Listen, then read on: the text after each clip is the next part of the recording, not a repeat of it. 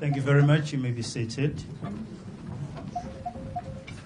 Your Excellencies, ladies and gentlemen of the media, good afternoon. My name is Vincent Magwenya. I'm the spokesperson to President Ramaphosa, and I will be moderating this media engagement. We will kick off with opening remarks. President Ramaphosa will start as the host, to be followed by President Costa, and lastly, President von der Leyen. Thereafter, we'll open the floor to questions as per the agreed arrangement and proceed from there. Mr. President, over to you, sir. Thank you. Do I just speak? Oh, okay. I don't need to switch anything on. Okay. Just used to being told what to do. Your Excellencies, President von der Leyen and President Costa, our honored guests from the European Union, distinguished members of the European Union and South African delegations. It has been a real honor to jointly preside over this 8th South African European Union Summit, which has taken place here in the beautiful city of Cape Town, in our most beautiful country, South Africa. Your presence here today reflects our shared commitment to enhancing our strategic partnership for the mutual benefit of the peoples of Europe and the people of South Africa. Today's summit focuses on a number of issues that were covered and discussed during our summit, and they focus on strengthening our trade and investment relations, which are vital for the growth of our economies and the achievement of our development goals as South Africa. We have prioritized the issue of transition to green energy, ensuring that this process continues to be a just one, as well as an inclusive one, and safeguards the livelihoods of those who will be most affected by this transition. We also had discussion on our robust cooperation in a number of areas such as education, science, technology, and innovation, and health, as in the manufacturing of vaccines. We have recognized the vital importance of developing the skills and capabilities of young people, starting from early childhood development through to the training of young people in the skills of the future, and also cooperating in the area of producing PhD graduated people. At the global level, we reaffirmed our commitment to multilateralism, to the rule of law, and to the central role that is played by the United Nations in maintaining global peace and security. We also expressed our resolve to resist any actions that undermine multilateral cooperation. We reinforced our belief that the institutions of global governance must be reformed to make them representative and fit for purpose, particularly the United Nations Security Council, as well as the global financial institutions. We agreed that addressing the root causes of conflict is essential for achieving durable peace, security, and stability in the African continent. As South Africa, we have made a call for humanitarian intervention and assistance, particularly for displaced people in the Eastern Democratic Republic of Congo. As we work to achieve a ceasefire and achieve a peaceful resolution of the conflict in the DRC, we are calling on the United Nations, the African Union, and the European Union to help to address the dire situation of the people affected by the fighting in the DRC. We have concluded a joint declaration that highlights the critical areas of our discussions. We welcome the announcement by the European Union of a global gateway investment package of some 4.7 billion euros, amounting to 94 billion rand, to assist strategic and to support strategic investment projects in our country. The investment package covers areas such as critical raw material processing, green hydrogen, renewable energy, transport and digital infrastructure, local vaccine and pharmaceutical production, and the resources for skills development. To boost competitiveness of our economies, we agreed to launch negotiations towards a clean trade and investment partnership. This will support the development of cleaner value chains for raw materials and local beneficiation. It will also deal with renewable and low-carbon energy as well as clean technology.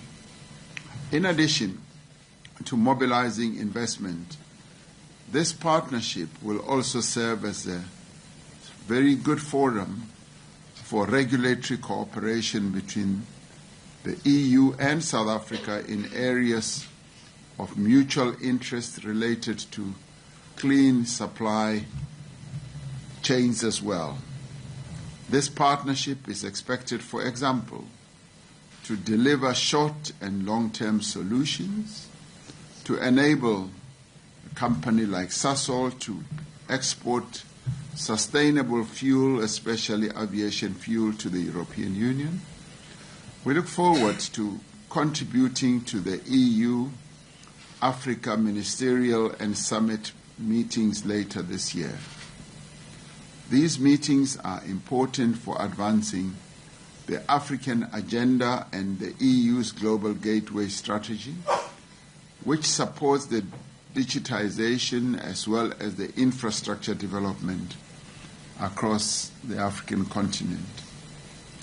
Today's summit has further strengthened our strategic partnership, which will in many ways support our efforts to drive inclusive economic growth and also create jobs and also eradicate poverty and address the global challenges in a spirit of solidarity, also the spirit of collaboration and partnership.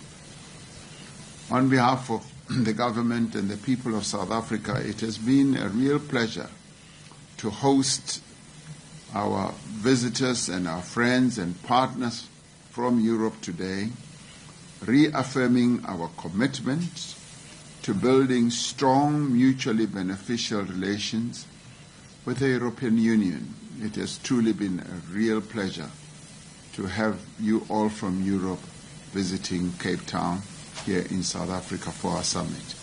And thank you very much for being here. Thank you.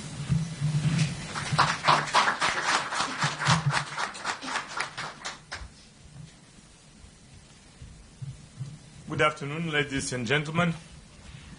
It's a true pleasure to be here today in Cape Town together with President of South Africa, Cyril Ramaphosa. Thank you very much, Mr. President. You're welcome. And with the President of the European Union, Ursula von der Leyen.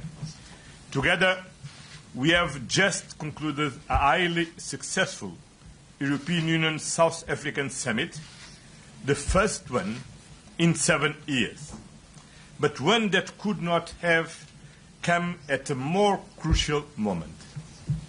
The world has changed significantly since our last meeting.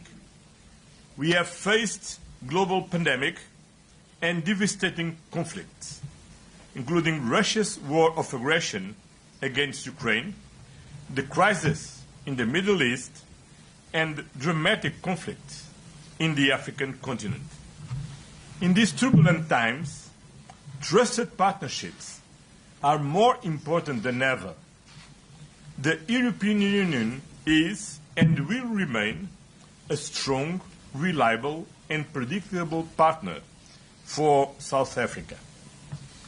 Today's discussions have reaffirmed the strength and depth of our enduring and strategic partnership, one built on shared values, mutual respect, and a commitment to democracy, multilateralism, and a fairer and more sustainable world.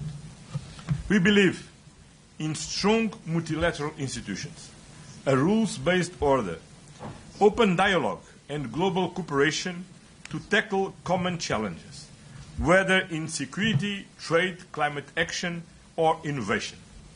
And this summit has demonstrated that our partnership is not only strategic, but also essential.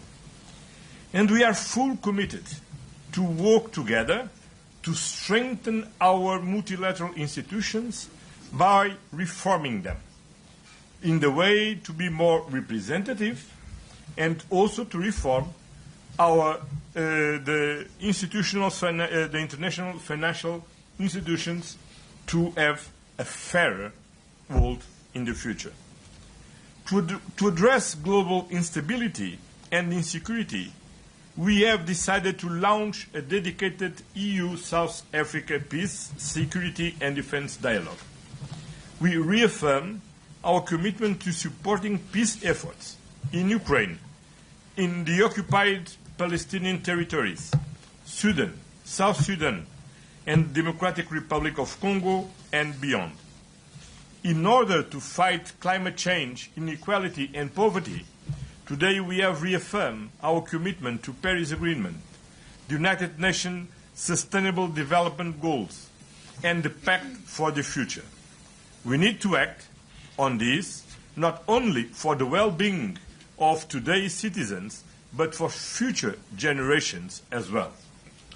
This is also a summit with concrete deliverables, as the President Ramaphosa stressed, and certainly Ursula von der Leyen will develop. I am confident that this partnership can be a driving force for global prosperity, a beacon for climate solutions, and a pillar of stability and security for the world.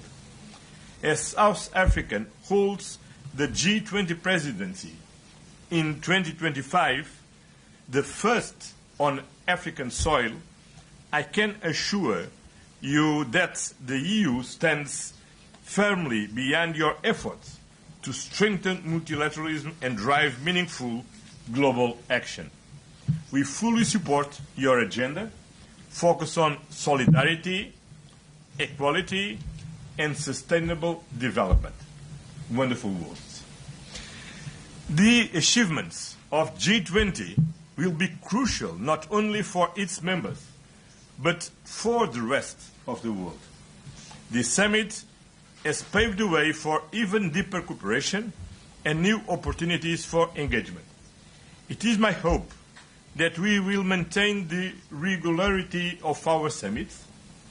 And dear President Ramaphosa, thank you for your hospitality and for hosting these landmark summits. And we are waiting for you next year in Brussels. Thank you very much. Thank you. Good afternoon. President Ramaphosa, dear Cyril, thank you very much for the warm welcome and your hospitality. Thank you for receiving the President of the European Council, my friend António Costa, and me here in Cape Town, the mother city. Today it serves as the perfect backdrop for a new chapter in European Union South African relations. My dear Cyril, just 2 weeks ago I stood at the Gandhi Memorial in New Delhi. And I reflected on the 21 years Gandhi spent here in South Africa, where he forged the principles that shaped his journey as a global leader. And we can take it as a sign that Europe's next crucial partnership must be with South Africa, a regional powerhouse, a strong voice for the Global South. We both are vibrant democracies. We both have chosen unity in diversity. And we are both striving for a safe and prosperous future for our people. We stand for rules-based international order. And we stand for the rule of law over the rule of force. So today, here we are with António at our first summit, António and my first summit together, with a third country. What a perfect occasion. Thank you so very much, and I'm very glad that it is South Africa. Dear Cyril, we spoke together at G20 in Rio in November about green hydrogen and renewables. And today, to open this new chapter in our relations, Europe can contribute with, as you mentioned, the 4.7 billion euro investment package. We call it Global Gateway. As you said, it is around about 94 billion rand. And with this package, we want to work together on three key initiatives. First, together we invest massively in projects that support the Just Energy Transition Partnership. For example, an investment platform that will boost green hydrogen, batteries, renewables, all strategic industries for the future. We know that others are withdrawing, so here we want to be very clear with our message.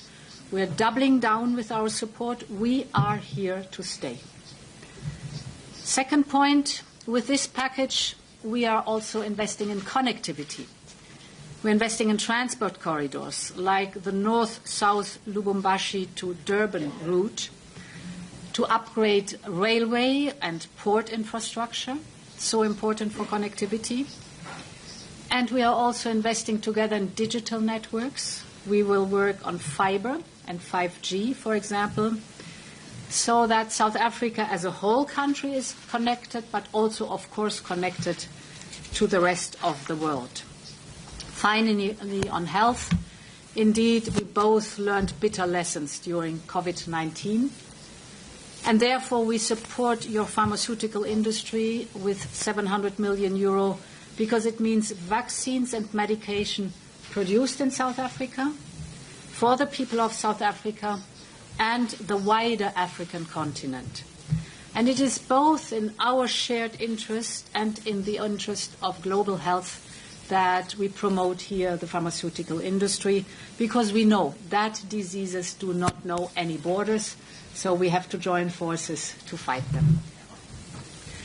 This package will already make a big impact on our economies and the creation of good jobs, but now we have decided to go further. The European Union is South Africa's largest trading partner. We are launching now negotiations on a new generation of trade deal. We call it a clean trade and investment partnership. And South Africa will be the first to sign such an agreement. Basically, it is focusing on investment in clean energy transition, from hydrogen to renewable, you name it, but of course very much focusing also on skills, on the new technologies of the future. And important is for us that we develop strategic industries from the start to the finished product. So creating good jobs and growth right here in South Africa. We put a lot of emphasis on what you call, dear Cyril, beneficiation. So that for us it's a key principle that we invest that the local value chain is being developed, that the added value stays here in South Africa. This is for us important. South Africa will benefit, our companies will benefit, and I think this is a true win-win situation. Our partnership will also extend to critical raw materials. We're here to invest along the full value chain too, from exploration to recycling. And we want to work together on the key industries of the future. I mentioned green hydrogen, but also, of course, electric vehicles and battery production, for example. I look forward to the signing of a memorandum of understanding. Our teams are working for it, and our plan is that we are able to sign in the margins of G20. Finally, dear Cyril, together we have launched a global campaign to power Africa with clean energy. As we all know, Africa has an enormous potential for renewable energy. The world is finally recognizing it. The World Bank has just joined our efforts, which is fantastic news, I think. We call it Scaling Up Renewables in Africa. And together we want to deliver cleaner, more sustainable power to millions of people. This autumn, again, in the margins of G20, we will hold a major pledging event to rally the world around this cause. It will take place in Johannesburg. Today's Global Gateway Package is, and its focus on clean energy is already a significant pledge, and we hope that it is a strong signal to others to join this pledge and to contribute. So, President Ramaphosa, dear Cyril, as António already said, we are 100% behind you in making South Africa's G20 presidency a big success. This is going to be the first G20 summit ever held on the African continent. I think it's a powerful symbol. And it is an opportunity to drive real progress towards a more equitable and more sustainable world in line with your priorities. So we cannot wait to be back in South Africa. Thank you again, Cyril, for the warm hospitality and the excellent summit. Thanks a lot.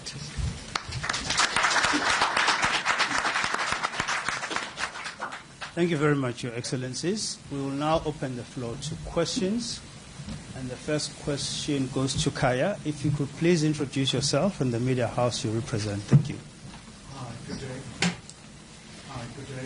It's Kaya Shekumari here from SABC News. Maybe just to get Mr. President, prior to this engagement, you were part of the SADC racial meeting around the situation in the eastern part of the DRC. And we've seen the termination of some DRC's mandate. Just want to get your sense in terms of the way forward, especially after the successive meetings with East Africa and SADC region. And maybe just based on this engagement with the EU leadership, Mr. President, the issue of the current geopolitical tension, the trade war. It's been 7 years since you've had this gathering. Do you think perhaps the current situation, the geopolitical tension we see, do you think it really expedites things to really see South African EU leadership really having this gathering? Thank you so much. Mr. President. Well, this summit has been in the making for quite a long time. COVID prevented us from meeting earlier, and because we are so engaged in a number of other tasks, two presidents here with European issues and ourselves here with African issues and South African issues, we were not able to find the ideal moment. And now we have, and it's such a delight to welcome them here in Cape Town, what Ursula calls the mother city. And indeed, it is the mother city in many ways. So this has been in the making for quite a while. What is happening in the rest of the globe or the world is what we are all observing. The world has changed quite drastically from what it was when we last met 7 years ago. But what we are very pleased with is that our partnership, our relationship is firm, is strong, and what is going on in the world is even going to strengthen our resolve to remain partners in order to tackle the many challenges that are arising in the world, and more particularly for us as South Africa to really appreciate the support that we are receiving from the EU as we are president of the G20, and the support that we will get in the rest of the meetings that we are going to hold from the EU, and also an appreciation not only of our priorities as set out, but also of the theme that we have put out, the theme of solidarity, equality, and sustainable development. So we appreciate the support that we are receiving from the EU. On the first question, yes, SADC held its heads of state summit today. It was a special summit. And this was to re-endorse the positions that were taken by the joint summit, which was also very historic, between SADC and the East African Community, where we called for a ceasefire and the bringing to an end of that conflict in the Eastern DRC through diplomacy and negotiations. And our summit today reaffirmed that position, and the decision to finally withdraw from the Eastern DRC by the three troop contributing countries is also based on the fact that the ceasefire that we have sought to install in that place is now being embraced, and we are going to see a ceasefire eventuating and getting the negotiations underway under the leadership of President Lorenzo, assisted by a number of facilitators, and one amongst them being former President of Kenya, President Kenyatta. So that, for us, is a confidence-building measure that enables us to then have a phased withdrawal from the Eastern DRC, and hoping that we will get the support that is needed from a humanitarian point of view, and indeed from a political point of view, to make sure that that ceasefire holds as the various parties, both state actors and non-state actors, parties collaborate, ensure that there is a permanent peace in that part of the world, so that the people of the DRC can carry on with their lives on a peaceful basis. So it is a forward movement of installing peace in the Eastern DRC. Thank you very much, Mr. President. Christine? I have a question for Leyen. Given the change of course in U.S. foreign policy, how much more important is it for the EU now to strengthen alliances with its other allies? And how is the EU planning to reduce its political and economic dependency on the U.S.? So, for us, it's very important to strengthen the ties, the bonds of friendship with like-minded countries and partners like, for example, South Africa, because what we experience in these relationships, and they have been built over years, is that on both sides there is high respect for stability, predictability, and reliability. And in these difficult times, with a multitude of crises that we are facing, it is important also for the people to know that we stay the course together, that we have a set of shared values that we are bound to, and that we are predictable and reliable.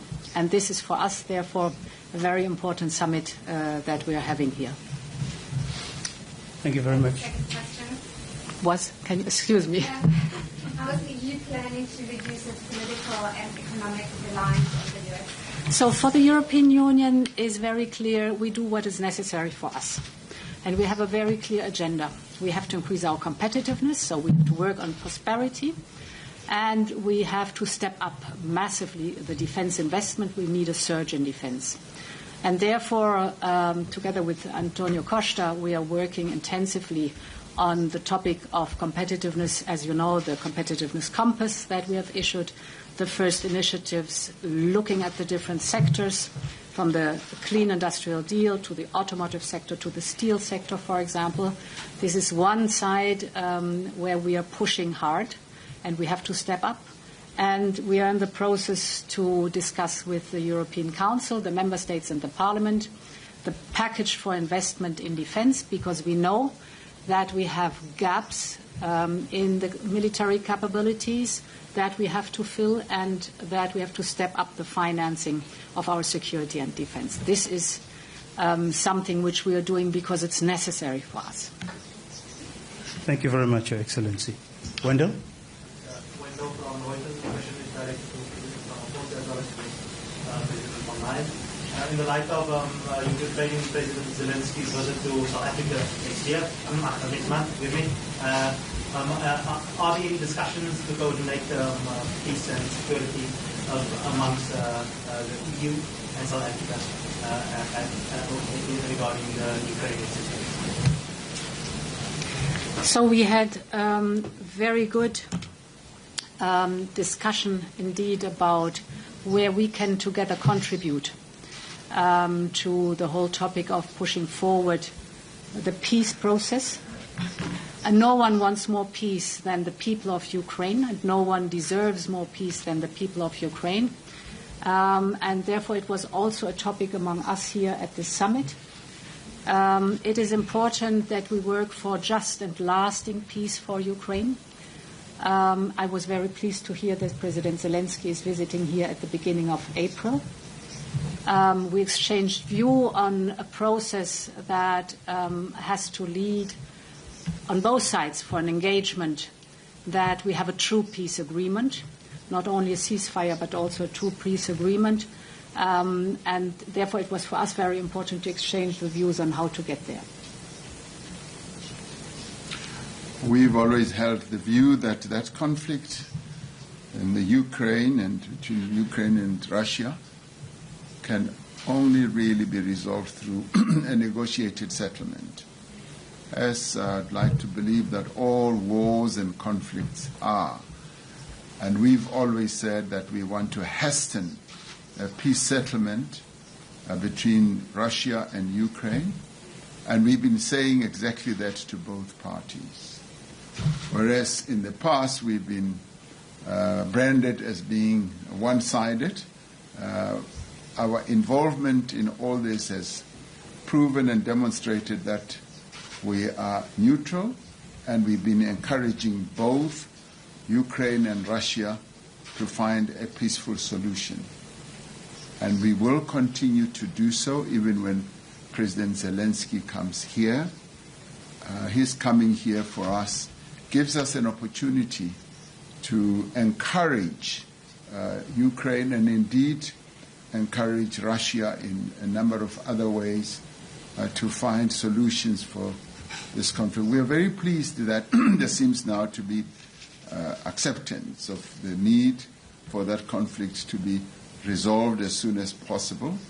And as Ursula von der Leyen says, the people of Ukraine and indeed the people of Russia need more peace than anyone else in the world. And our task is to urge them, to encourage them, to nudge them in the way of finding a peaceful solution.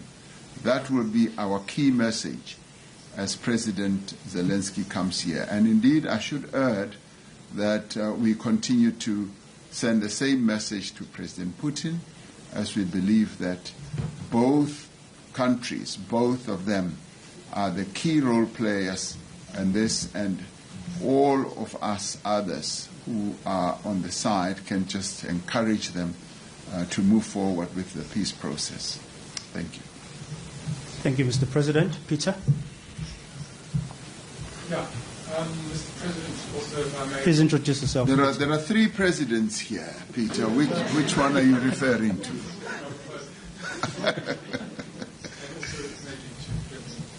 Sorry. My name is Peter Vicious from Daily Maverick. I have a question about CBAM, the Common Border Adjustment Mechanism. I understand that South Africa has some objections to aspects of it, and that it will be discussed in the summit, or that possibly looking for some kind of concession or postponement or extension of the application. I just wondered if you could just give us some idea if it was discussed, if it was resolved, or some compromise at the end. Yes, it was discussed. It was a part of the discussions that ensued between South Africa and the European Union, and I'm glad to say that both of us are well disposed to finding a solution, and we are going to continue with our discussions. We have put certain proposals, and we are going to continue engaging. As we often say, there's always a solution to every problem or challenge, and we don't really see this one as an insurmountable one. So the various proposals, extension or some form of consideration or exemption are some of the issues that are being discussed. And we will find a very good, mutually beneficial solution on this matter. And so if you are able to stick around until November, you may well hear some good news. Thank you. Yeah, we are in the process of listening very much to each other. What is necessary, important is that CBAM is a climate measure. It's not a trade measure, it's a climate measure. What are we doing? We basically put a price on carbon, and it is good to see that carbon pricing works. South Africa has also established its own carbon tax. It's a bit different than our emission trading system, but we have the same general approach that if you pollute, you have to pay. If you do not want to pollute, you engage in innovation or decarbonization, and this is rewarded. Very important is, as South Africa has a carbon tax paid by South African exporters, this will be deducted. This is very important. So no one has to pay twice. Very important message.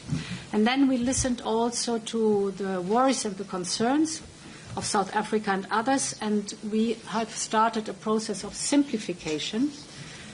We have basically, the process has to be finished in Parliament and Council, but we have proposed as Commission to exempt more or less 85%, up to 90%, I even think, of the companies, the scope of the companies that are falling under CBAM.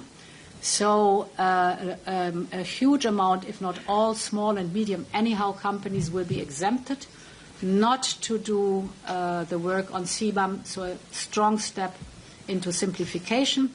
And our teams are working on the details that are now specific for South Africa and the European Union. Thank you very much. Winnie? Yes, hello, it's a question, Winnie from Radio France. It's a question for Ursula von der Leyen. Today, President Donald Trump threatened a 200% tariff on European champagnes and wines as a retaliation of the tariff on American whiskey. What will be, should be the answer of Europe?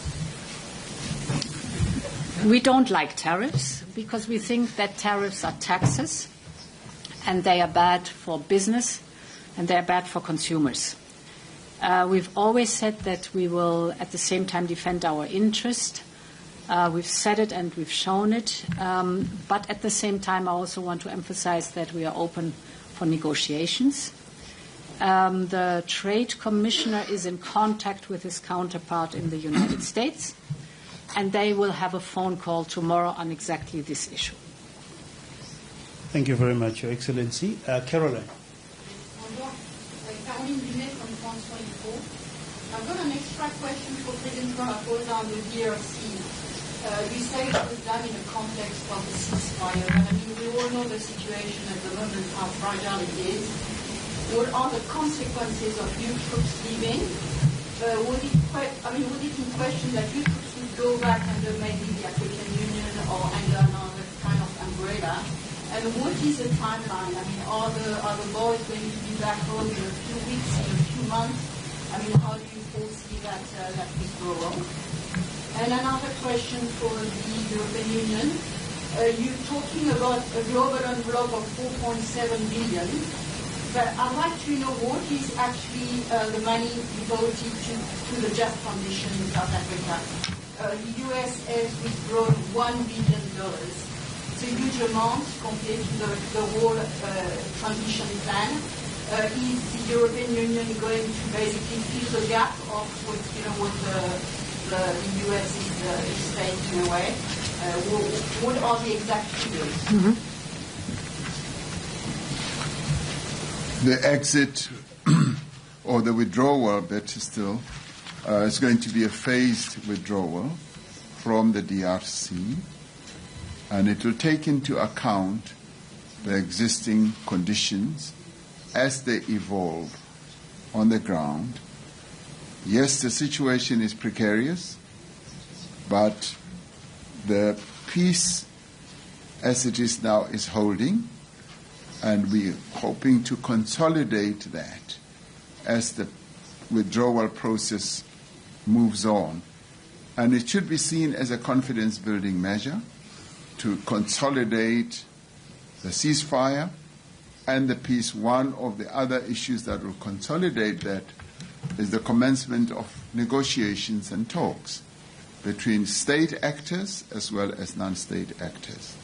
We see this as one of those initiatives or interventions that are going to make sure that there is peace in the Eastern DRC. In the end, the African Union obviously is seized with this matter, and it will continue to examine precisely how it should all evolve. But as for SADC and the East African community, we want a ceasefire and we want a peace as soon as possible. Thank you. Thank you very much. President Costa, anything to add? No, I think this question is clearly for the Commission. That was the Just Transition, Energy Transition Partnership. So indeed it is regrettable that the United States are withdrawing.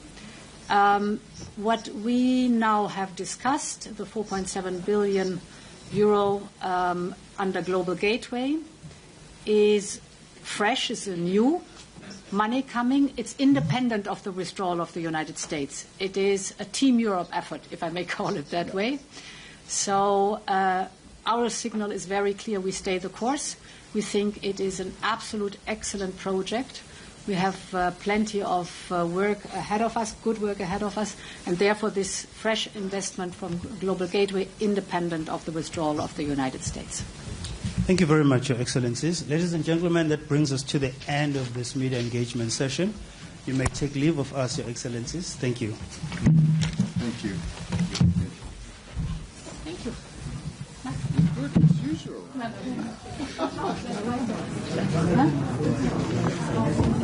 Huh?